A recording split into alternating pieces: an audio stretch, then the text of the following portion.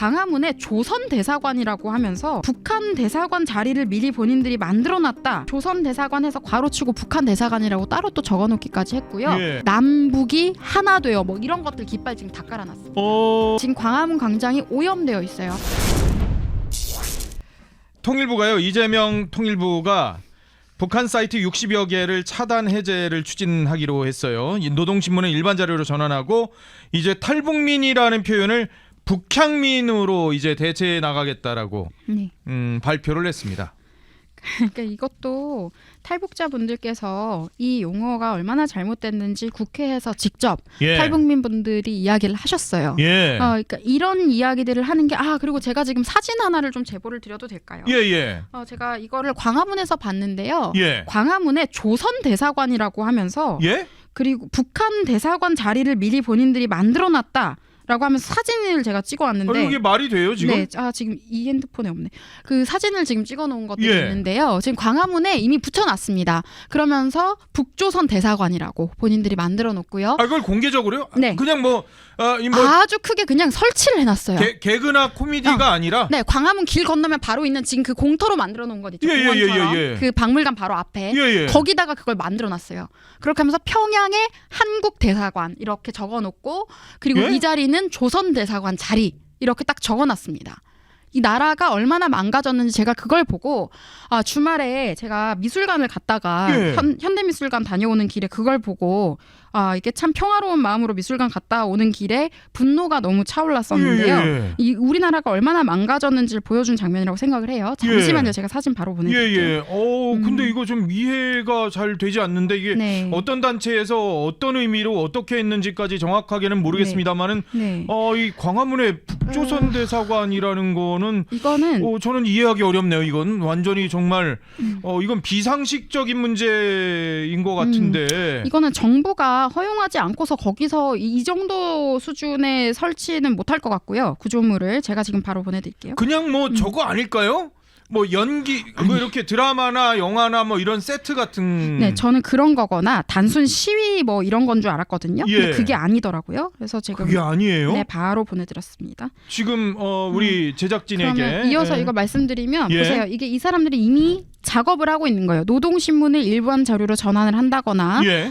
북한 관련해서 사이트 해제하고 방송 개방하고 탈북민에 대한 이야기를 북향민으로 하면서 예. 안보의식 흐리게 만들고 그리고 광화문 앞에 정말 많은 사람들이 오가는 관광객들도 오가는 그 자리에 예. 지금 이런 것들을 설치를 해놓았단 말입니다. 한번 보여주시겠어요? 네, 조선 대사관에서 괄호치고 북한 대사관이라고 따로 또 적어놓기까지 했고요. 예. 그리고 거기 지금 깃발 같은 것들을 제가 사진을 못 찍어왔는데 남북이 하나 되어 이런 것들 깃발 지금 다 깔아놨습니다. 네. 광화문에 지금 광화문 광장이 오염되어 있어요. 완전. 지금 저건가요? 네네, 제가 찍은 건데요. 그 밑에 조선 대사관이란 사진 이것도 띄워주시면 좋겠습니다. 한국 대사관, 평양. 조선 대사관 하면서 지금 이것도 평양에 한국 대사관을 만들겠다라는 거고 예. 조선 대사관 하면서 괄호치고 밑에 북한 대사관 이러면서 서울에 그러니까 지금 저 박물관 앞에 공터 만들어 놓은 데다가 만들겠다라는 건지도 모르겠어요. 지금 이렇게 박아놨어요. 저 깜짝 놀랐습니다. 지금 대한민국은 북한을 국가로 인정하지 않거든요. 헌법에도. 그렇죠. 북괴입니다. 그런데 한국 대사관을 평양에 놓는다? 저거는 아예 자체가 헌법 위반이 있는데. 네, 탈북민을 북향민으로 바꾼다는 것도 여러분 우리의 사상을 지배하면서 언어를 통해서 또 프로파간다를 하겠다라는 거고요. 이것도 예. 프로파간다입니다. 그러면서 이게 뭐냐면 제가 늘 말씀드리지만 지금 북한은 대한민국의 영토를 불법으로 점령하고 있는 괴뢰 세력입니다. 예. 근데 그 세력의 본질을 흐리고 정상국가인 것처럼 포장하고 있는 게 지금 이 이재명 정부인 거고 예. 민주당 세력입니다. 이거는 이재명 때 처음 한 게 아니고요. 김대중, 노무현, 문재인 쭉 이어왔고 이재명 때는 이제 더욱더 노골적으로 이들이 하고 있는 겁니다. 보세요. 저 저렇게 사진이군요. 해놨어요. 네. 조선대사관, 서울의 조선대사관을 만든다. 네. 끔찍합니다. 그리고 이거 빨주노초로 되어 있는 것도 보면 또 무지개도 넣어가지고 여기 보면은 남북한 국민 모두가 찬성할 때 국교 정상화 2100년까지 목표 저렇게 적어놨어요. 제가 남북한이란 표현 쓰면 안 된다고 했습니다. 예. 대한민국과 북괴입니다. 한국과 북괴입니다.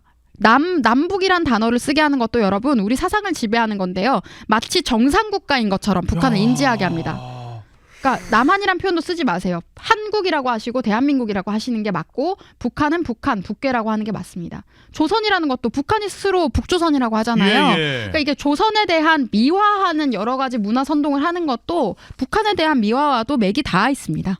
노스코리아, 북한 자기들이 원래 외교적으로는 북한이라는 단어를 쓰고 내적으로만 조선이라는 표현을 쓰는데 네. 저 내적으로 쓰고 있는 저 단어로 대사관을 표현했다라는 거. 여기 밑에 글자들도 보면요. 예. 1차 목표 2060년, 70년, 80년, 90년, 5차 목표 2100년. 이 사람들이 지금 2100년까지의 계획을 가지고 움직이고 있다는 거죠. 반국가 세력이.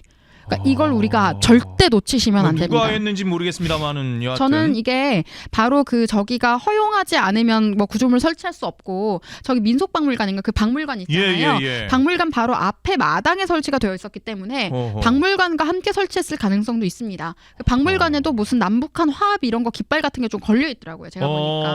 그러니까 이 부분에 대해서 서울시에서도 한번 좀 파악을 해주셨으면 좋겠고요. 이거는 심각한 문제입니다, 여러분. 이게 2040년에 시험제도 없앤다고 하셨죠. 2040년이 어떤 시절인 줄 아십니까? 어떤 저희가 586의 자식 세대인데 예. 저희 90년대생들 때부터 입시제도와 기회의 사다리가 완전히 다 무너졌거든요. 예. 2040년은 저희가 자식을 낳는 586의 손주 세대입니다. 아. 그때 시험제도를 없애버리겠다고 했어요. 대입에서. 그게 무슨 의미냐면 예. 세습 계급과 세습 기득권을 공고히 하겠다라는 거고 그런 식으로 해서 국민들 그렇게 읽어야 되는군요. 네, 국민들의 자유를 발묶어 둔 다음에 본인들은 저런 거 60년, 2100년까지의 10년 단위 계획들을 갖고 있다라는 신호로 저는 보입니다. 뭐 어떤 단체에서 어떤 목적으로 어떻게 했는지는 정확하게 저희가 알 수는 없지만 보여지는 걸로만 봐서는 매우 지금 적절치가 않은 그런 그리고 우리 헌법에도 굉장히 튼튼한 구조물로 보시면 알겠지만 이렇게 설치를 해놨어요. 그냥 뭐 그 가벽으로 한 것도 아니네요. 네, 이게 단순히 쇠구조물로 시위 집회 피켓이 아니에요. 그러네요. 아예 설치를 한 겁니다. 그러네요. 판넬을. 완전 구조 설치물이 만들어진 건데 네. 와 이거는 한번 좀 저희가 정확히 좀 알아봐야 될 것 같습니다. 이 기자분들도 취재를 좀 해주셨으면 좋겠어요. 뭐 퍼포먼스로 그냥 뭐 이렇게 만든 것인지 아니면 의도가 있는 것인지 이건 정확하게 저희가 좀 파악을 해 보도록 하겠습니다. 네.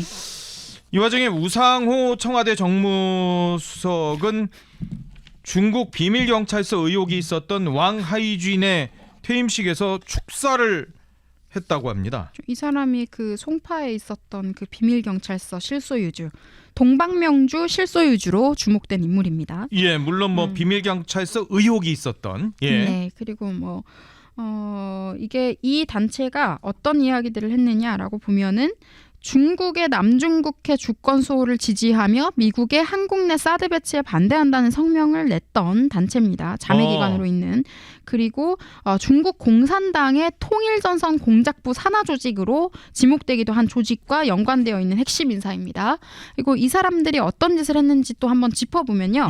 지금 우상호가 지금 말씀드렸던 사드 배치에 반대하는 중국인들, 중국 공산당 산하 조직으로 지목되는 조직의 핵심 인사에게 축사를 보낸 거잖아요. 축사를 직접 했답니다. 직접 한 거잖아요. 예. 자, 문재인 정부 때 어떤 일이 있었죠? 한미 연합훈련 기밀과 사드 기밀이 안보 기밀을 청와대 고위인사가 문재인 청와대 고위인사가 중국 측에 사전에 제공을 해서 감사원에 의해서 그 사실이 밝혀진 바가 있었습니다.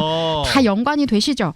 여러분, 비밀 경찰서 의혹이 있었던 사람의 퇴임식에 우상호가 정부 대표 자격으로 가서 참석해야 할 이유가 도대체 무엇일까요?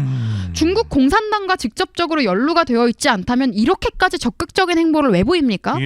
가령 일본 자민당 관련 행사에 우리 정부의 수석이 참석했다면 민주당과 좌파 반국가 세력들이 가만히 있겠습니까? 중국 공산당 핵심 인물이에요. 심지어 공산당의 공작부와 관련된 핵심 인물입니다. 이런 사람에게 뭘 축사하기 위해서 우상호가 이재명 정부의 정무수석이 그 자리까지 굳이 갔을까요?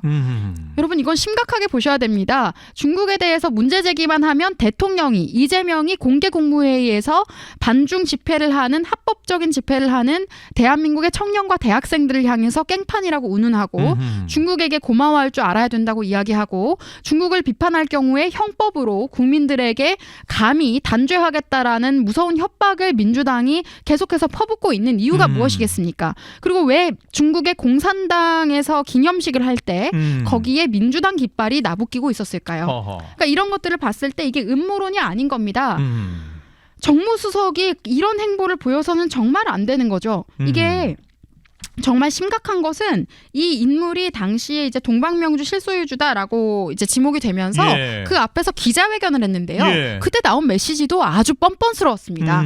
한국을 아주 우습게 보고 중공에 대한 충성맹세를 하는 수준의 기자회견을 거기서도 했었어요. 근데 그런 사람의 퇴임식 뭐 어디서 퇴임했는지 모르겠지만 교민단체 회장 퇴임식을 했네요. 인천 중구 인스파이어 리조트에서 했대요. 이 사람들이 왜 중국인 투표권을 사수하고 더 많은 중국인들을 우리 국내에 들이는지, 민주당과 좌익 기득권들이 왜 그런 행보를 계속해서 보이고 있는지를 우리가 알 수 있습니다. 이게 저 김대중 때부터도 했지만요. 노무현 때 특히 다문화라는 명목으로 중국인들이 특히 특혜를 많이 받았어요. 많이 들어오게 만들었거든요. 그런데 이게 여러분 지방선거는 총선이나 대선과는 달라서 외국인에게도 투표권을 부여합니다. 그렇게 됩니다. 거주하고 있는. 그런데 이게 상호주의에 입각하면 문제가 없겠죠. 예를 들어서 뭐 영국이라고 치면, 그렇지만 영국이나 미국 같은 나라는 아무리 거주하고 있어도 영주권이 없으면 안 줍니다. 투표 못해요. 영주권 없으면. 그게 정상입니다. 국민이 아니니까요. 그런데 지금 그런 식으로 법을 싹 바꿔놓고 이 사람들이 계속해서 중국인들의 비율을 늘려왔어요. 그러면서 그 중국인들이 인해전술이라고 하는 겁니다, 여러분. 그러니까 그 사람들의 수만 늘리면 본인들이 표를 얻기가 쉬운 겁니다. 그러니까 혜택을 제공하고 교민단체 회장 퇴임식에 청와대 정무수석이 왜 갑니까? 이게 무슨 청와대 지금 정무수석이 이런 데를 왜 가죠? 중국 대사를 만나는 것도 아니고 교민단체 퇴임식에 가가지고 축사를 한 것부터 지방선거에 대한 노림수고, 지금 미국에서도 똑같은 상황이 벌어지고 있는 게 불법 이민자들 늘려가지고 미국의 민주당, 미국의 좌파들이 불법 이민자 수 숫자 늘려가지고 그 사람들 표를 통해서 계속해서 본인들 기득권을 유지하고 집권하려고 합니다. 똑같은 현상이 우리나라에서 있는 거고요. 우리나라는 그 대상이 무슬림이 아니라 중국인인 겁니다. 중국 공산당인 거예요. 그러니까 이게 그런 문제의식을 가지고 우리가 보셔야 되는 거고요. 참 우상호 정무수석도 그래도 정치를 오래 하셨던 분인데 너무나도 경솔한 행보가 아닌가. 이렇게 노골적일 수가 있나 싶습니다.